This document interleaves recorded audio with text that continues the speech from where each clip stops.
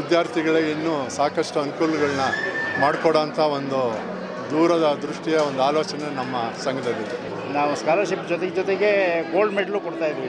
ಹುಡುಗರನ್ನ ಸ್ವಲ್ಪ ಉತ್ತಮ ಅಂಕ ಗಳಿಸಿ ಅವರು ಮುಂದುವರಿಯಲು ಅನುಕೂಲ ಆಗೋ ಥರ ಮಾಡೋದಕ್ಕೆ ಅಂತೇಳಿ.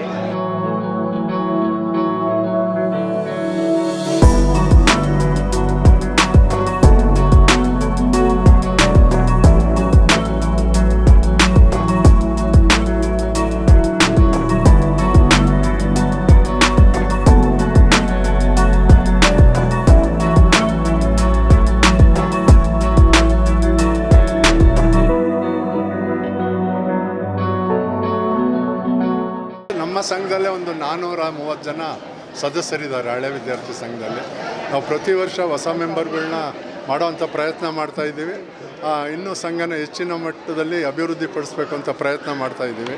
ಅದಕ್ಕೆ ಹಳೆ ವಿದ್ಯಾರ್ಥಿಗಳು ಅಥವಾ ನಮ್ಮ ಸಮಾಜದ ಸಹೃದಯ ದಾನಿಗಳು ಕೈ ಜೋಡಿಸಿದ್ರೆ ಈ ಸಂಘನ ಇನ್ನೂ ಉನ್ನತ ಮಟ್ಟಕ್ಕೆ ತಗೊಂಡೋಗಿ ಇನ್ನೂ ವಿದ್ಯಾರ್ಥಿಗಳಿಗೆ ಇನ್ನೂ ಸಾಕಷ್ಟು ಅನುಕೂಲಗಳನ್ನ ಮಾಡಿಕೊಡೋಂಥ ಒಂದು ದೂರದ ದೃಷ್ಟಿಯ ಒಂದು ಆಲೋಚನೆ ನಮ್ಮ ಸಂಘದಲ್ಲಿದೆ. ಇವತ್ತು 157 ಜನಕ್ಕೆ 157. ಸರ್, ವಿಶೇಷವಾಗಿ ಗುರುವನ ವಿದ್ಯಾರ್ಥಿ ಆಲ್ಮೋಸ್ಟ್ ಒಂದು 2 ದಿನ ಕಮ್ಮಿಯಲ್ಲಿ ಆಲ್ಮೋಸ್ಟ್ ಹೌದು ಟಾಪರ್ ಇದ್ದಾರೆ. ಅವ್ರ ಬಗ್ಗೆ ಹೇಳಿ.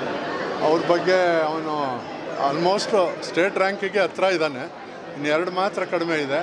ನಮ್ಮ ಸಮಾಜದ ಮಕ್ಕಳು ಇನ್ನೂ ಒಂದಿಬ್ಬರಿದ್ದರು ಅದೇ ಅಂಕ ತೊಗೊಂಡಿರೋರು, ಬರಲಿಲ್ಲ, ಏನೋ ಸಾವಾಗ್ಬಿಟ್ಟು ಬರೋಕ್ಕಾಗಿಲ್ಲ.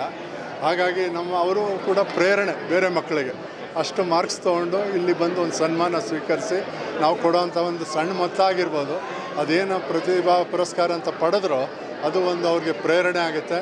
ಬೇರೆ ಮಕ್ಕಳು ಕೂಡ ಅದು ಮುಂದೆ ಅವರು ಓದೋಕ್ಕೆ ಅನುಕೂಲ ಆಗುತ್ತೆ ಅಂತ ನಮ್ಮ ಭಾವನೆ.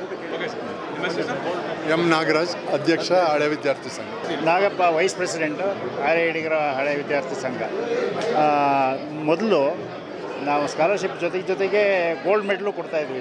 ಹುಡುಗರನ್ನ ಸ್ವಲ್ಪ ಉತ್ತಮ ಅಂಕ ಗಳಿಸಿ ಅವರು ಮುಂದುವರಿಯಲು ಅನುಕೂಲ ಆಗೋ ಥರ ಮಾಡೋದಕ್ಕೆ ಅಂತೇಳಿ ನಾವು ಗೋಲ್ಡ್ ಮೆಡಲ್ ಕೊಡ್ತಾಯಿದ್ವಿ.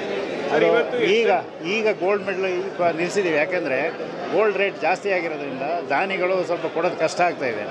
ಅದಕ್ಕೋಸ್ಕರ ಈ ಗೋಲ್ಡ್ ಮೆಡಲ್ ಕೊಡ್ತಾಯಿಲ್ಲ.